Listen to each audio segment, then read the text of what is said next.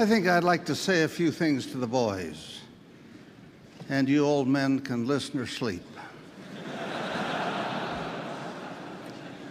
We got sick then just as people get sick now. In fact, I think we did more so. In those early years, the milk we drank was not pasteurized.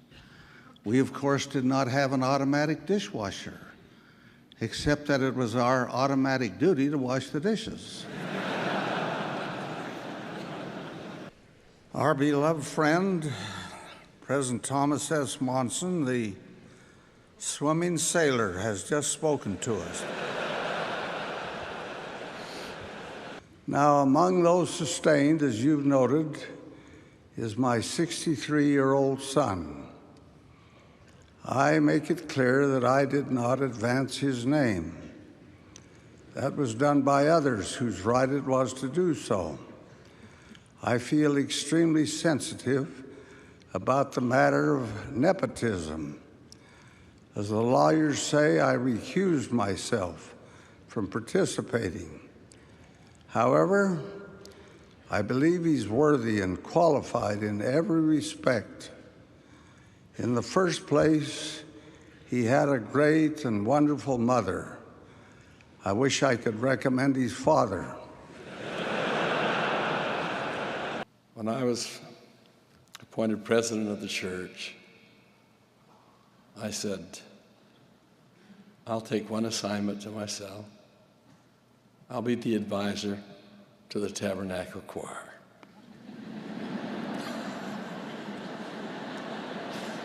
I'm very proud of my choir.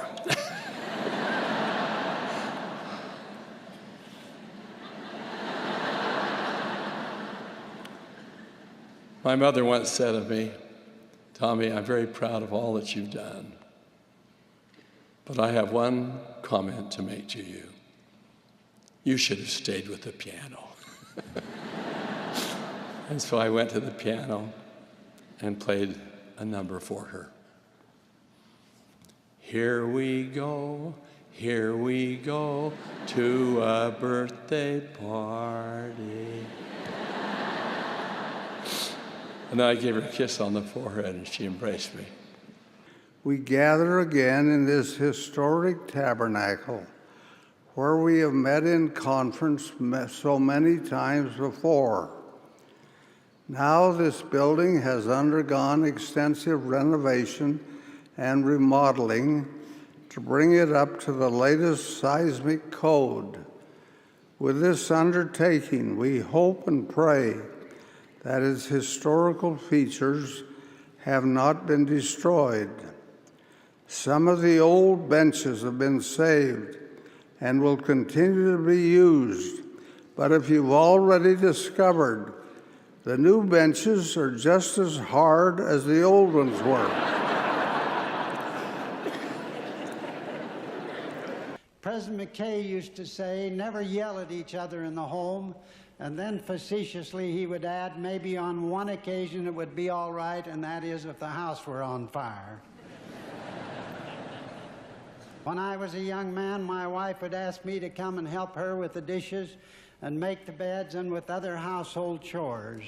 Now, at this time in our lives, I ask her to come and help me wash the dishes and make the bed. Husbands, open the door of the car for your wife or your companion. When you enter or leave a building together, open the door and have her go in first. Help her to be seated before you are seated. Sometimes our ladies don't allow us time to perform such courtesies. My advice to you, sisters, are to take the extra time. If you jump out a few times without his help, he will probably expect you to come and open the door for him. As I consider some of the problems people cause themselves by failing to look ahead, I think of a letter I clipped a long time ago from a newspaper. It was first published in England. I hope you'll pardon a bit of humor. I use it only to set the stage for what I wish to say. It appears that an English company owned a property in the West Indies. A violent storm damaged one of the buildings, and a man was sent to make repairs. Of his experience, he wrote the manager as follows: "Respected sir, when I got to the building, I found that the hurricane had knocked some bricks off the top. So I rigged up a beam with a pulley at the top of the building and hoisted up a couple of barrels of bricks. When I had fixed the building, there were a lot of bricks left over. I hoisted the barrel back up again and secured the line at the bottom, and then went up and filled the barrel with extra bricks. Then I went to the bottom and cast off the line. Unfortunately, the barrel of bricks was heavier than I was. And before I knew what was happening, the barrel started down, jerking me off the ground. I decided to hang on. And halfway up, I met the barrel coming down and received a severe blow on the shoulder. I then continued to the top, banging my head against the beam and getting my finger jammed in the pulley. When the barrel hit the ground, it burst at its bottom, allowing all the bricks to spill out. Now I was not heavier than the barrel, and so started down again at high speed. Halfway down, I met the barrel coming up and received severe injuries to my shins. When I hit the ground, I landed on the bricks, getting several painful cuts from the sharp edges. At this point, I must have lost my presence of mind. I let go of the line.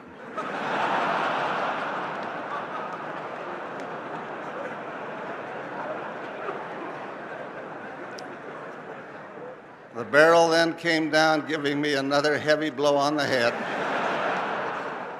and putting me in the hospital. I respectfully request sick leave.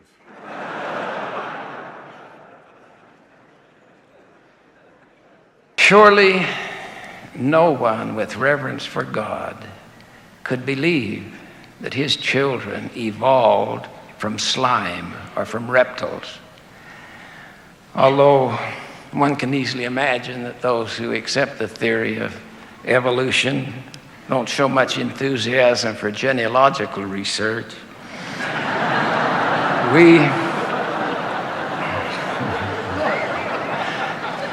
The bane of my first grade teacher's life was my friend Louis. He had what psychologists today might call some kind of an obsessive fixation. He would sit in class and chew his tie until it became wet and stringy. The teacher would scold him. Louis eventually became a man of substance, and I have learned never to underestimate the potential of a boy to make something of his life, even if he chews his tie. One of my friends was Lynn. That wasn't his real name, but that's what I'll call him. He was always in trouble. Lynn seemed to have a hard time concentrating on what was going on, particularly when spring came and things looked better outside than they did in. Miss Spooner, our teacher, seemed to have it in for Lynn.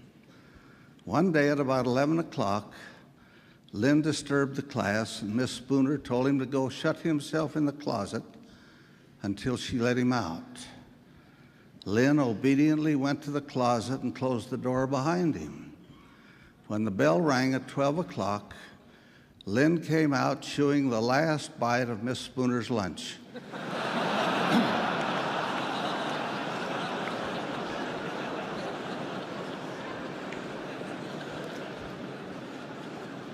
We couldn't help laughing, all but Miss Spooner, and that made matters worse. And I have concluded that if there is one amongst all of the general authorities who is the weakest and the least qualified, then I can fill that position. Also, because I served in Brazil on a mission, I'm the only one that speaks Portuguese. Now I shall try to become one of the fishers and help these brethren cast forth and draw in the nets of eternal life. And I should like to say that if anyone has ever been offended by anything I have ever done in my church, professional or political life, I humbly ask their forgiveness. I mentioned to a friend of mine who knew of this call that those who know me will say, surely James Faust was called of the Lord because no one else would have called him.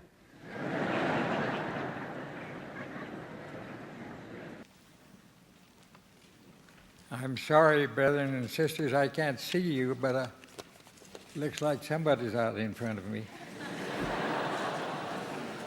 Well, it's an honor and a rare privilege to speak to this stone-cold, sober gathering of university students.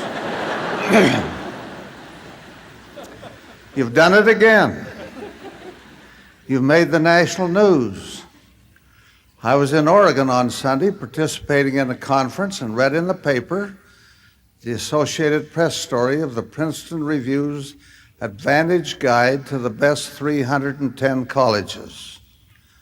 Florida State University came out number one as the, quote, party school, close quote, of the nation.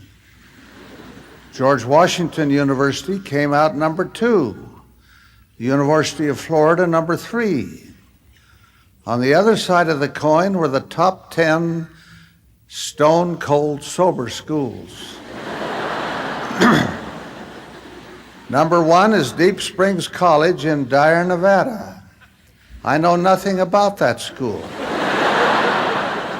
In fact, I'd never before heard of Dyer, Nevada.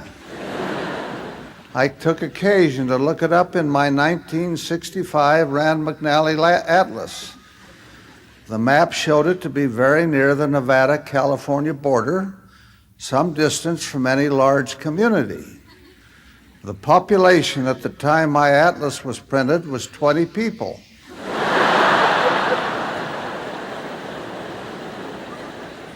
I'm sure it has grown considerably if it has a college. I do not know the size of Deep Springs College, but I am confident that it in no way approaches the size of Brigham Young University, which was listed number two. One evening in sacrament meeting, she heard an earnest appeal from the bishop of our ward to assist those who had lost so much in a devastating flood a few miles from where we lived. As I drove home from work a few nights later, I saw the trailer in my driveway. There was a man tying my appliances on his trailer. I rushed in to see what was going on. I was greeted with the words, "Oh, didn't I tell you?" After the sacrament meeting last week, I informed the bishop if anyone needed our appliances for flood relief, they could have them. However, when I came home one evening and announced that I had qualified for graduation from college, without even making it a matter of discussion, she marched into her boss the following morning and resigned.